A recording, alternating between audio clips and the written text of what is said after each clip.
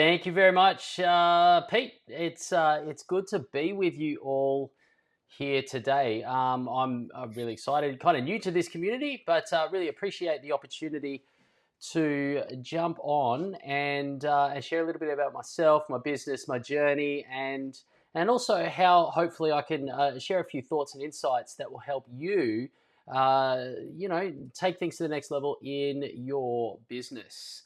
So super excited here. As Pete mentioned, right. So I am an organisational psychologist focusing on leadership, and my journey really started back in the Air Force. So I was an airfield defence guard initially.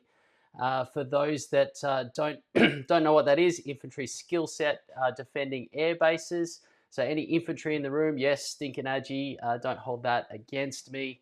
So I was a patrol commander and a weapons instructor there for many years. And when I hung up my boots and rifle full time, went and studied psychology. It was part of an 8-year journey to become an endorsed organizational psychologist, which means I specialize in the workplace.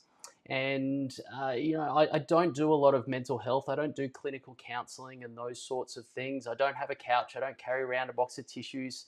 I don't really care how you feel. What I'm really interested in is how do I help you be the best leader that you can be, and how do I help you get the most out of your people in the workplace?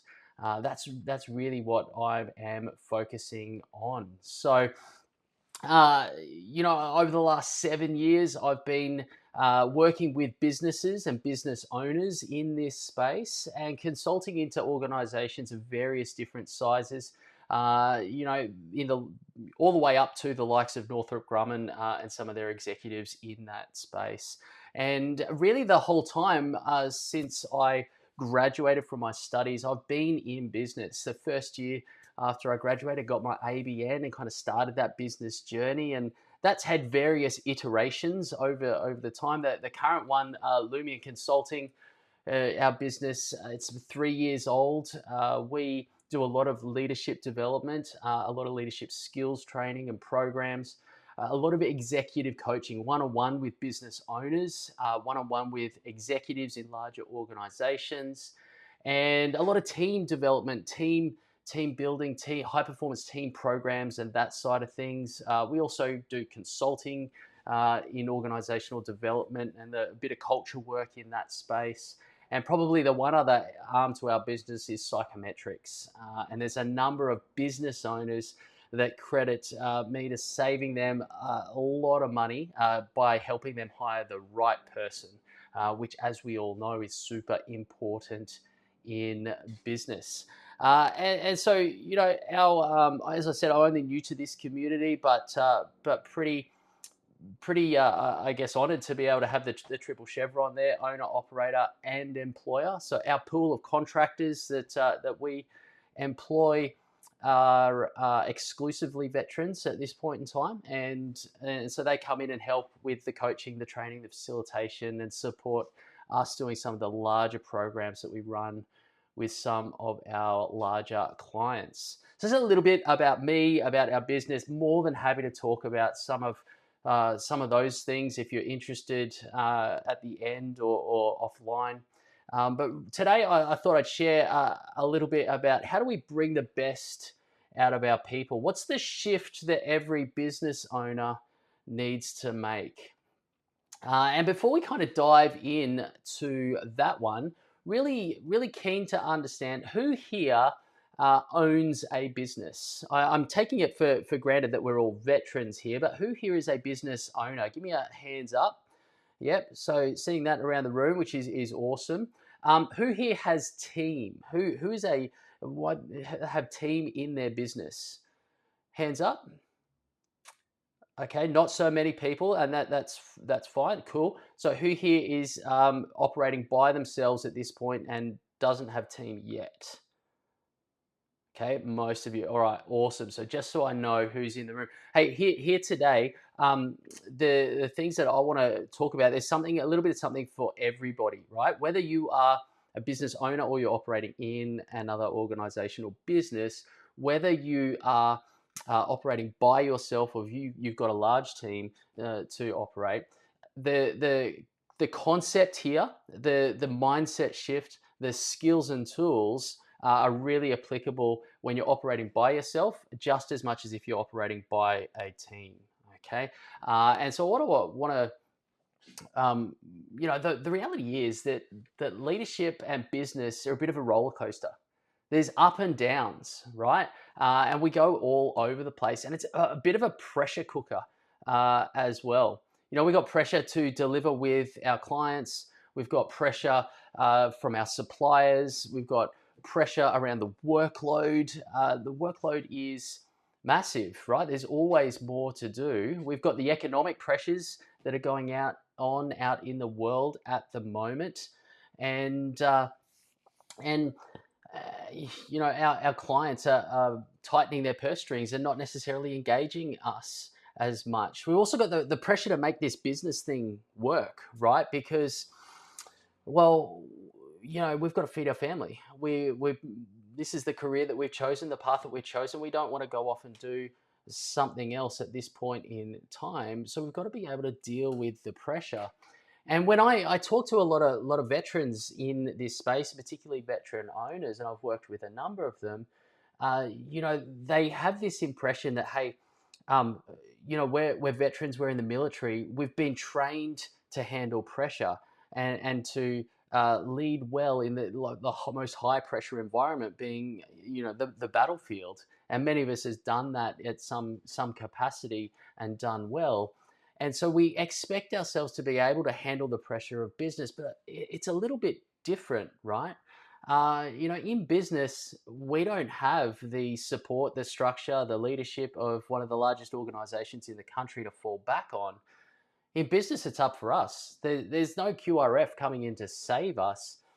And so really what I want to do today is kind of, equip you and provide you with a little bit of a challenge, but also some tools to be able to handle that pressure well, to relieve it a little bit so that you can, one, be more effective in what you're doing, two, to build a good team around you, and three, to be able to step out of the business eventually. So we're not in the business as much as we need to be. We can step out and we can operate on the business, be a bit more strategic, do the work that only you can do, and grow your business faster and bigger. All right. And so that's kind of one of the, I guess, part of what I want to do, and just setting the scene a little bit. And the other kind of aspect to a lot of this is from a leadership perspective, right? And this is true whether we are leading teams or we are just leading ourselves. And I love the concept, and I've definitely found it true, that the hardest person that we're ever going to lead is ourselves. And so motivating ourselves, providing the clarity that we need so that we can do what we need to achieve our goals, perform at our best, is super important as well. And, again, when I talk to a lot of veteran business owners or veterans in business and leadership positions, they enter into these roles with this concept of, hey, I'm a decent leader. I've been trained by the military, and I know how to lead.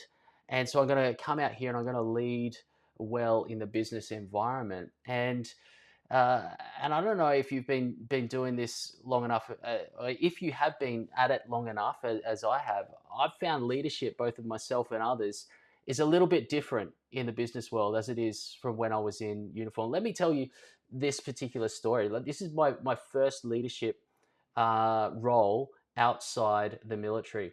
I was standing up a new team in an organization that I was involved in, and we new team. So I'm kind of like, all right, we need to provide clarity, right? I got to do all the work and lay all the foundation. And this particular team was coming together to run a series of events, build a community for young people. And I'm kind of like, well, I'm a competent leader, right? I was never the absolute best. I wasn't a shining performer in the military, but I was competent and I was good at what I did. And so I thought this is going to be, relatively easy. No one's going to be shooting at me.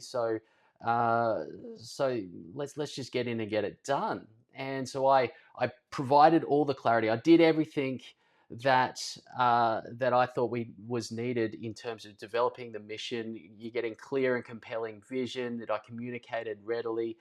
We had role descriptions. There was clarity there. We had plans, processes, procedures as to how we were going to operate. And so we launched and everybody's excited. And then 1 month later, I put down the phone. And that was the last person on that team saying that they're out. They're off the team. All right. This was a volunteer organization, and it took me 1 month to lose 15 people from that team. And so there's obviously a few things I learned about myself, about leadership, and about how that's different in both a civilian environment and a volunteer environment in particular. And really what it comes down to was there's a communication piece that was at play, but there was also I didn't engage my people. I didn't meet their needs. I didn't bring them on a journey with me in that particular process. And there was a shift that really needed to happen for me. And it was a shift that really starts with how when I encountered a problem, or when someone came and brought a problem to me. And and so I'm gonna talk about this, because really what I'm talking about is the implementation of some coaching skills into the way that I approach my business, my leadership, and my work. And and so I'm going to talk to this as if you were leading teams, but I'll talk at the end around, hey, how do you apply these skills for you if you're just operating by yourself? And so um, for me, if you've got someone that comes to you with a problem and they say, hey, I've got this particular problem, or they've got a question, what do you actually do? Pete, I'm going to ask you, Pete Liston, jump off mute and tell me, what do you actually do? As Pete answers, everybody else, I want you to chuck in the chat. What would you do? What's your automatic reaction, your default mode, if someone comes to you with a question or a problem? Pete, how would you handle it? I have to apologise. My internet just dropped out for 1 minute and I had to reboot in. So I put my thing in, I disappeared, and now I'm back. So can you ask the question again, please? So if someone comes to you with a problem, one of your team that you're leading with a problem, what's your instinct? What's your default reaction or response to them? My default coming for put my military leadership hat on is I'll solve the problem for you. Yeah. Okay. You need it. I'll find an answer. Let's just solve it. Yeah, 100%. And for so many people that I encounter, um, when I ask them this question, that's their response, right? I'm going to solve the problem. I'm going to give them the answer. I'm going to provide the solution. I'm going to tell them what to do. All right. And why do we do that? Why do we do that? Well, we do that because one, it's quick. Two, it's easy. And three, we get the solution that we want. But also, it's what we're supposed to be doing, right? It's as leaders, as business owners, this is what we're supposed to be helping our people. And so often we're doing that. We're telling people what to do instead. But here's the problem when we tell people what to do, right? Um, when we tell people what to do, people stop thinking. See, here's what happens. If we tell people what to do, if we give them the solution or provide them the answer, they go away and they implement the solution, right? Problem solved, which is awesome. But what happens next time they encounter a problem? They're going to go to the source of their last solution. And that source, the source of their last solution is you. And so over time, if you're constantly telling people what to do, giving them the answers, providing the solutions, really what happens is we train them to rely on us to solve their problems. Okay.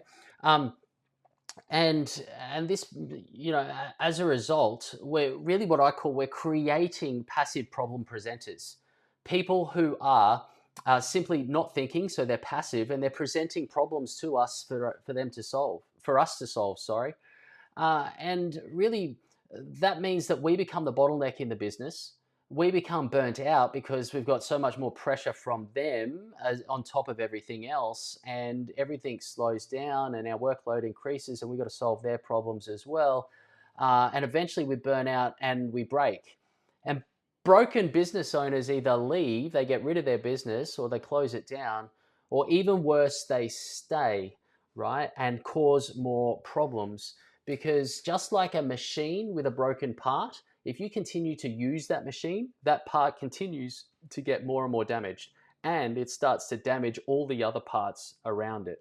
And I've seen so many business owners who are in this state, unfortunately, and their biggest problem, not only the fact that their business isn't running well, but they've just got turnover of staff, turnover of staff, turnover of staff, because they can't keep good quality staff, right? And so that's what's happened when we tell. And really, the shift that we need to start making is telling to asking, shifting from telling to asking, and shifting to asking the right questions. What are the good, different questions, strategic questions that allow us to engage, to develop over time? And this is the part where, if you are running by yourself, it's these same questions that you ultimately need to ask yourself in order to move forward, right? To move forward more effectively, to move forward more efficiently, and increase your own performance so that you grow the business and you can hire more people, and do all those sorts of things that you want to do. And so when we start thinking about that, what happens when we ask, right? A little bit of neuroscience and stuff that's here, but why do we need to ask? Why do we need to make this shift? Well, whether we are asking the questions to ourselves or whether we are asking them to another person, here's what happens when we ask good questions. We're smart people, okay? And hopefully we hire and have smart people on our teams. And so when smart people think, they get a flash of insight, right? They find the answers themselves. And we have these penny drop moments. When we have those penny drop moments, those flashes of insight, we actually get a spike of dopamine in the brain. And what happens when we get a spike of dopamine? Well, we feel really good. And because dopamine is associated with reward and achievement, and that's very much true. That's very much part of it. But the primary purpose of dopamine is actually motivation. When we are motivated the most is when our dopamine is at its highest, and it's actually at our highest right before we achieve the goal, when we are motivated to cross the finish line, not when we do. And so dopamine makes us feel good. It makes us more motivated. And there's another interesting thing about dopamine is in the brain, once it is used up and it's utilized, the byproduct is actually adrenaline. So we're actually energized at the same time. And the adrenaline combined with acetylcholine, which is another magic combination in the brain that allows us to actually focus. It makes us more focused in our attention. So the reality is when we ask questions, we're getting insight, we're getting a spike of dopamine that's making us feel good. We're more motivated, more energized, and more focused, which means that we are more productive and proactive in the workplace. We achieve more and we get more done, and ultimately that makes us more satisfied as well. And so when we start thinking about that, when we start asking more questions and taking people on a journey and facilitating the insight, we're creating an environment where people feel good, where they're motivated and focused, more productive and satisfied. Would they ever want to leave your place? Would they ever want to work anywhere else? I work with a lot of businesses and leaders, and one of the biggest problems that a lot of people will find, and I'm sure this is true for many of you, is that hiring and finding the right people, hiring the right people is one of your biggest challenges. But do you know what I reckon is one of the bigger challenges? It's keeping the right people when you find them. Uh, you know, it's interesting that the stats, like the needs of the workforce these days and our team members and the people around us are a little bit different to what they were in previous generations. See, millennials and Gen Z, they want up to 50% more development in the workplace than previous generations. And they don't, the really interesting thing for me is when you dig down into the data a little bit deeper, they don't necessarily want just to be sent away on some course and get a qualification for their development. What they actually want is for that development to come from their immediate supervisor. They want mentoring type relationships with their managers. And so if you're not going to meet those needs and kind of give them what they want, they're going to find somewhere else. There's never been more opportunity in the workforce for them to find somewhere that will meet their needs. So from a retention perspective, it becomes really important as well. And so this shift from telling people to asking, to just focusing on the solution, to asking the question is really important. And so the thing that comes up, right, is then how do we find out what the right question is? And really what I would say is that there's often no right question. Saying the right question means there is a right question and a wrong question, and there's limited options there. What I like to say is, what's an effective question? Because there could be many different questions that are effective and keep people moving forward rather than holding them back.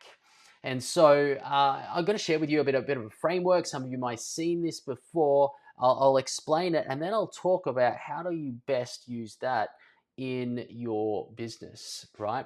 And this is a basic coaching framework. It's called the GROW model. Has anyone ever come across the GROW model before? Couple of people nodding their head, which is awesome. So a bit of a refresher for you, okay? But this is really effective, simple, and so transferable to so many different circumstances, okay? So grow, it's the goal, the reality, the options, and the way forward. Let's go through each of those now. So the goal, really, what we're talking about here is what are we working towards? Do we have clarity on what we're trying to achieve? My favorite question in this space is, what's the outcome you're after? And that really encourages you to think about not just the output, but the outcome. Like not the task that needs to complete, but the effect that you want to have. How do you want, it's not just what you want people to know and do, but how do you want them to feel along the way as well? And it kind of really gives us clarity what we are working towards. It might be part of around you might start in this space around, hey, what's the problem? Do we have a clear understanding around what the problem is?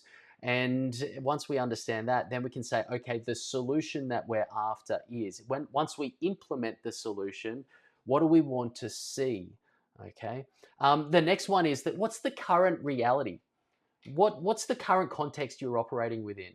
The physical context, the social context, the economic context. What are the major considerations in your business? What are the major constraints we've got to operate within? We need to understand where we are currently. If the goal is where we want to go, then exploring the reality is where we are currently. And once we understand both of those things, then we need to look at, well, what are the options that we need to get from point A to point B? What are the different options? What could we do? And here's the thing: if you're asking yourself this, before I say that, the key here, right, is to ask to get as many options on the table, right? If you're coaching somebody else, it's to ask them and get them to come up with the options. If it's you're sitting there by yourself, is to come up with as many as you can. Here's what's going to happen: whether you're asking somebody else or you're coaching yourself through it, you're initially, you get to this stage and you're going to come up with 3 different options.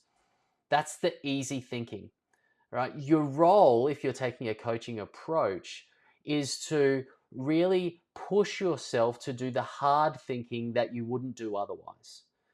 All right. And so I will often say, hey, give me 7 different options. And do you know how many times the executive or the CEO has come back to me and said, Cliff, it was number 6 or 7 that where the gold was, right? That's where the gold was. And once we've kind of thought about all the different options that we've got, and we then do a bit of an evaluation. Okay, which is feasible, which one is good, which is the best? Do we run a couple of these concurrently? Right, they're not all mutually exclusive, and so we think about what or evaluate the options, and then we move to what's the way forward. What are we actually going to do? We kind of develop a bit of an action plan moving forward here, right? And that's there's different ways that you do that to make that as clear as possible. And really what I like to think is, okay, so we're going with this option, we're developing this action. What are the 3, let's break it down to what are 3 immediate tasks, the first 3 things I need to do in this space, and let's really focus on nutting those out. And I do that uh, because what you want yourself and other people to do is build momentum, right? And so you go away from the coaching session or the thinking session, and you sort of say, well, hey, I need to go and do this thing. And it might be, hey, I've got to talk to this person. So the first thing I do is got to reach out and request a meeting. So they go and do that. And then they do that. They get the dopamine spike, and they feel good. It's like a win under the belt. Tick the box. Awesome. I want to feel good again. What's the next thing I do? Well, hey, I don't have to think about that because I've already decided what that was. And so you go and do that next thing straight away, tick in the box, win under the belt, dopamine spike again. And they go, cool, want to feel good again. What's the next thing? Don't have to think about that because I've already planned it out.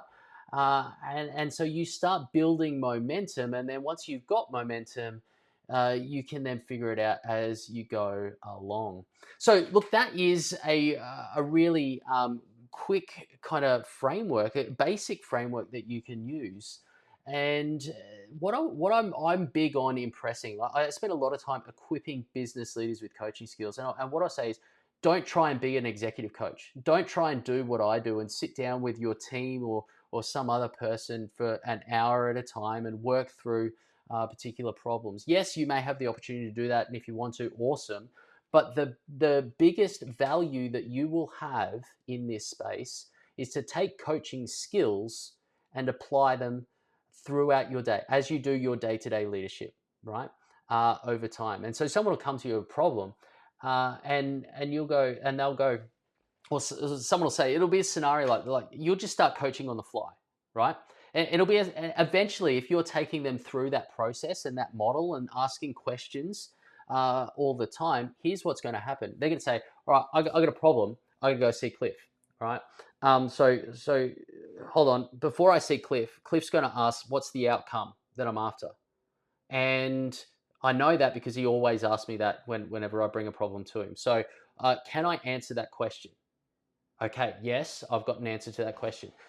Before I go any further, he's going to ask me, what are the main considerations? What are the constraints? So can I answer that? Okay, yes. And I know the next thing he's going to ask me is, what are some different options that I've got in order to achieve the outcome? Do I have half a dozen of those in my back pocket? Yeah, okay, cool. I can have that conversation. And hold on, then he's going to ask me which option do I think is the best, and what would I do to implement it? Hold on a minute. Do I even need to see Cliff? I'm just going to go and I'm going to solve the problem, right? And by asking strategic questions, following this particular model over time, instead of training people to be passive problem presenters, what it does is it trains them to be active solution generators. It trains them to ask themselves the same problems that they would ask themselves the same questions that they would ask that you would ask them, right? And this is really where we go self-coaching, and this is why it's so useful for you guys who are running your own businesses, because in the end, the whole approach of coaching from a leadership perspective is we're asking people, or trying to train people to ask good, meaningful, strategic questions that will help them to be able to solve their own problems, to find their own answers, right, and generate their own solutions, so that they become more effective, more efficient, more independent, more proactive, show more initiative, and do all of that without you. And where you want to go, where you want to end up, right, is your people coming to you and saying, hey, Cliff, just wanted to let you know we encountered this particular problem. We thought about these couple of things, and we considered these different options. This one was the one that we chose. We implemented, problem solved. Just want to let you know. And you're just like, how fantastic would that be in business, right? But if we expect our people to coach themselves, then what we also need to do is to be able to practice what we preach, right? We need to coach ourselves as well. And particularly in the early days of my business, in the first couple of years, I found myself taking myself through this particular, or using these skills to coach myself and taking myself through this particular framework over and over and over and over again, right? So a grow model is brilliant. It's a problem solving tool, and a series of questions that you ask to help people solve problems, right? Ultimately, that's the simple thing. But consider how you would use it, right? It's so transferable. If I just throw the model back up on the screen here, you think, I know teams. I know actually. So I was instrumental in standing up the Air Force Leadership Coaching Program in the Air Force back in the day, and so I spent a lot of time applying this in the military as well as in business. I do it day to day now in business. So I know military units that will use this as a planning tool. So if it's not a big thing that requires a full set of orders, they'll use this really quickly. They'll get in a group huddle and go, all right, cool. So the goal of what we're about to do is, right, here are the main considerations. What are the different options we've got? Or here are the different options. This is what we're going to do, right? And as a small team, they collectively do a really condensed planning cycle using this particular model. I know teams that use it as a debrief tool. So actually, all the instructors over at Number 2 Flight School over in Perth, RAF Base Pearce for the Air Force, where all the advanced pilot training occurs, all the instructors are coach qualified. And so they use this particular model as a debrief for mission sorties. Okay, so what was the mission? What actually happened? What could we have done differently in that scenario? What are we going to do differently for in the next mission? I know teams that use this as a meeting agenda, right? And they say, all right, the purpose of this meeting is, the goal of this meeting is, okay, to get decision A, B, and C. All right, let's go focus on decision A. All right, what's the outcome that we're after? What are the main considerations? What are the different options? What's the decision? What are we doing moving forward? Who's doing what by when? Okay, let's go to that. I've just had Pete talk about not seeing the slides. Are people seeing the slides or not? I'm sorry to throw that in there, mate. I didn't know if you had a slideshow. I thought you were doing great without slides, to be honest. But okay. If you have them, I'm seeing them. Oh, hold on. So that is. I was like, how nice is this? This is a presentation without slides. This is so good for us. No, look, I'm very sorry, guys. I missed that button. So here's the grow model, right? So hopefully you got most of that without the visual. What I will do is I'll make this slideshow available to you, Pete, to send out to everybody after this, just so you've got a copy. But really sorry about that. So here's the grow model, guys. Just what we are looking at. So meeting agendas, awesome from that perspective. And look, it can be condensed down as well, right? In the sense that you're doing a hallway conversation and you're sort of going, someone's complaining about something. I do this all the time. It's just in the car park. Someone's complaining about something. It's like, well, yeah. So like, what are you after? What do you actually want, right? And I go, okay. So what could you do differently to get at that? All right. So is that what you're going to do? And really, just informally, I've coached people, right? But as I said, I use this all the time for myself when I'm coaching. And the reality is that, the telling people, all right, making the shift from coaching to asking, it turns passive problem presenters into active solution generators, whether that's your team or whether that's yourself. And really, if you continue to tell people, that's just reinforcing the pressure. But we can't keep asking questions. We're relieving the pressure over time because we're building the capability of our team. All right, and I'm a big believer that in leadership, really, there's two primary responsibilities. Okay, one is to drive performance, and one is to develop capability. And it's only through developing capability that we sustain performance over time. Right. Um, so when I start thinking about this, when you have a coaching skill set as part of your leadership toolkit, every single thing that you do can be a development opportunity, either for yourself or somebody else, if you choose, right? If you've got a coaching skill set, the ability to ask good questions, to analyze and help solve problems, to find answers, then what will happen is that everything that you can do can turn into a development opportunity, right? And that becomes super powerful. Um, the quality of the questions that you ask will determine the quality of the thinking that gets done, and therefore the power of the insights that are gained. And so, particularly like even with yourself, I encourage you to, when is your thinking time, right? And this is something that I ask business owners and executives all the time, because we get so addicted to doing, right? Particularly when we're running our own business, and particularly when we don't have a whole, massive team to do that. We get stuck in the doing and we get addicted to it. But here's the reality: the person that outthinks you outworks you, right? It's our thinking that allows us to know what the right doing is or the better doing is. And so it allows us to get better, to be better, to do better, and to operate more effectively and efficiently under pressure, right?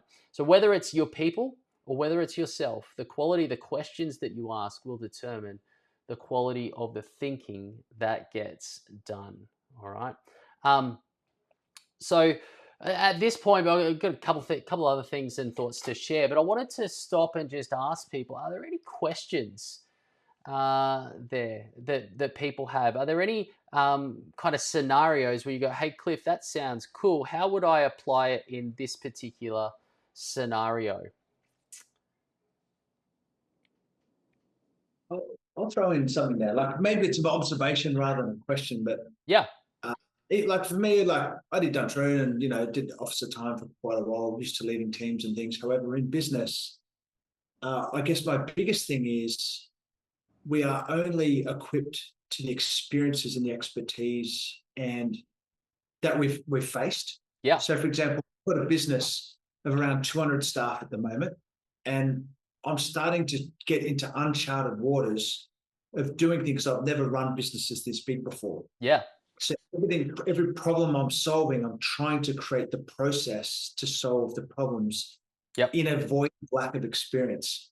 Now, I'm very lucky because I've just hired a CEO that's come from a company that's led 6,000 people. great, And instantly, I can see he has the experience and the precedence of understanding situation. yep, So trying to be the sort of bulldozer of problem solver with it, also with a team that has never experienced where we need to go, yeah, is a really limiting factor for us yep, until we upgraded talent through the business. yep. That's just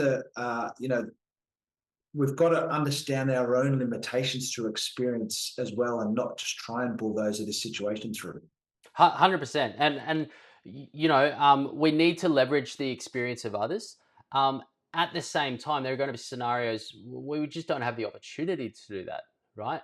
And so one of the beautiful things about the coaching skill set, right, is it allows you to navigate a way forward when you don't have the experience or the expertise, right? And it's one of the things that as a leader, you're going to encounter things that you have never experienced before. Your team are going to encounter scenarios that you may never have experienced before as well. How do you navigate that? How do you help them navigate that? And the coaching skill set, one of the things that it doesn't rely on experience, and it allows you to navigate and find options and ways forward. So I've coached F-18 pilots. I've never sat in a cockpit. Right. I've coached lawyers. I've never stepped into the court of law. Right. I've coached chief surgeons. You do not want to see me with a scalpel. Right. So the reality is I can help them by finding navigating their path forward, not because I have any experience in their specific field, but because I know how to ask really good questions to help them figure it out themselves. And as a business owner, it's exactly the same. Like you, Pete, I'm growing. I'm encountering new clients, new experiences, entering into new markets that I've never done before. And so, how do I do that? Well, for me, it's what are the questions that I need to ask to help me come up with the answers that I need to move forward in that space. And so the coaching skill set and approach using that basic model and the questions that come with it really allows me and allows others to do it. I've sat with enough CEOs to know that the vast majority of them are making it up as they go along. They're encountering situations that they have never experienced or encountered before. But they're like, okay, cool. So how do I do this? And they've got to figure it out. It happens at every level and at every size. And once CEOs and business owners and leaders at every level kind of have this concept and this way of thinking, they're able to figure out the way that you know the way to move forward. And what I would say is like super valuable and important for yourself at every level. But once you get to the bigger levels, I reckon it becomes even more important. And I was working with one particular CEO who, like, he brilliant leader, one of the best leaders I've ever met. Ex-military guy, and now in an organization, $400 million organization. And doing some really great work and really was like his health was suffering because he was doing it all and he was carrying so much and everything walked him through kind of the particular process and worked with him over a period of time and recently organization went ahead stride by stride and recently he sat down with me in a coaching session. He's like, Cliff, I've got a confession. It's like, I feel lazy, right? I feel lazy because I only have 2 or 3 meetings in my calendar today, and every day this week looks like that. Um, the business is running itself. The organization is doing things. Everything like everybody's taking care of it, and I've just got these couple of things which are outward facing and that was only able to be achieved right because he'd been on a coaching journey and he had coached his people and got them to coach their people and it kind of flowed through the organization and created these layers of independent leaders that were all being showing initiative, being proactive and high performing in that space. um, so um, Super point there, getting the ability to get that cascading effect of autonomy and responsibility through the organization. So Just important. Yeah. keep pushing that decision making down. Yeah. I was Um, actually thinking of you, Jim. Like, what's your thoughts on there, Jim? Like, I was actually thinking of you and how you've done this with your team. Yeah, we're at a smaller scale, but the three owners of our company often talk about trying not to feel guilty if you actually have a day off. And for the first time after 6 years of grind, was able to go away and have a holiday with family. And I'm like, oh, it didn't burn down. This is a bit of a yeah. weird feeling. What am I? And you can actually get in a bit of a weird Yeah. place and a bit lost. But that's because we have invested and have good people now besides the owners. But Yeah. it can be a bit of a weird psychological space when you actually have a day off and there's not much to do. Yeah. The guilt sets in. Yeah, 100%. But there's a lot of hard work and a lot of heartache to get there, right?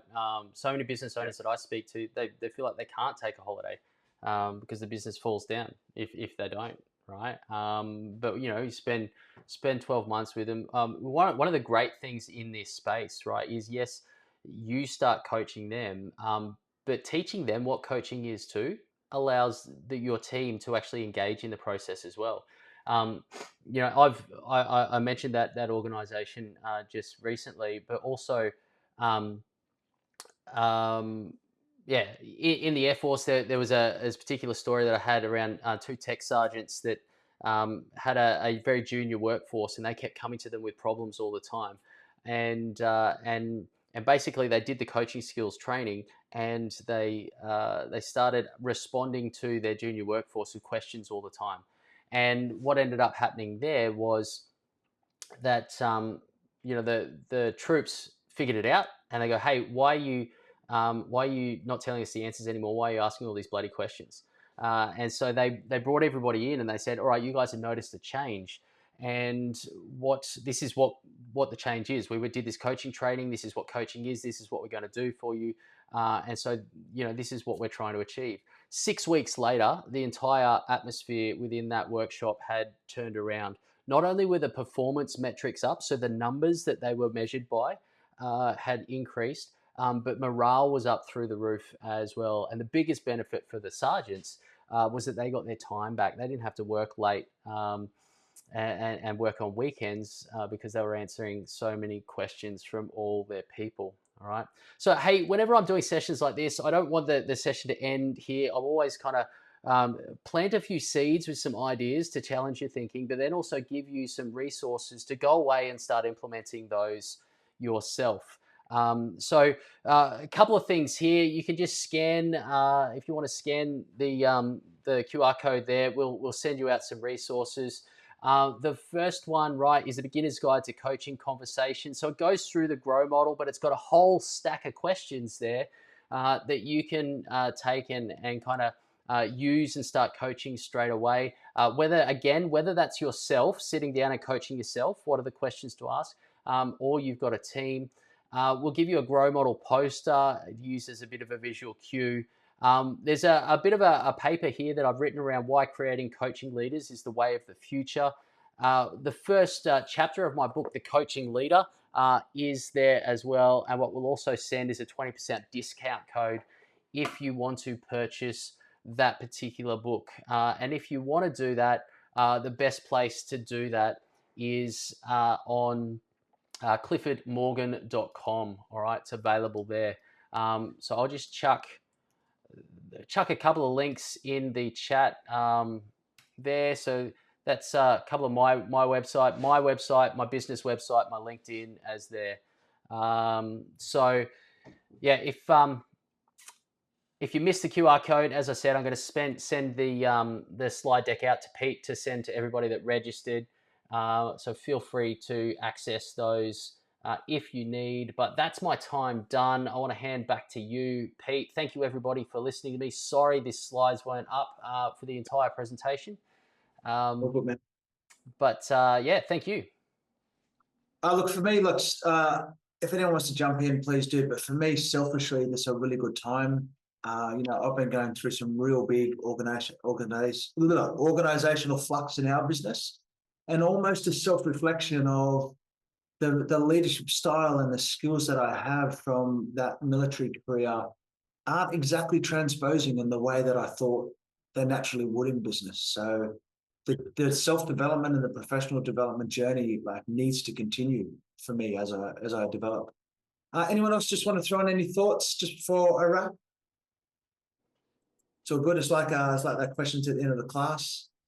Sorry, Cliff, have you got a website or whatever link? I didn't get the QR code, but have you got just an email address we can generic on? We can contact you. Yeah. So best email address. Hold on. I've just let's just go there to everyone. So email best is cliff@lumion.com.au. Again, I'll chuck this there's a couple of links in. I've just put in the chat. So cliffordmorgan.com is the website if you want to buy the book. Lumion.com.au is our business website if you want some more information there. And I've got the LinkedIn link. I've just chucked it in the chat there as well.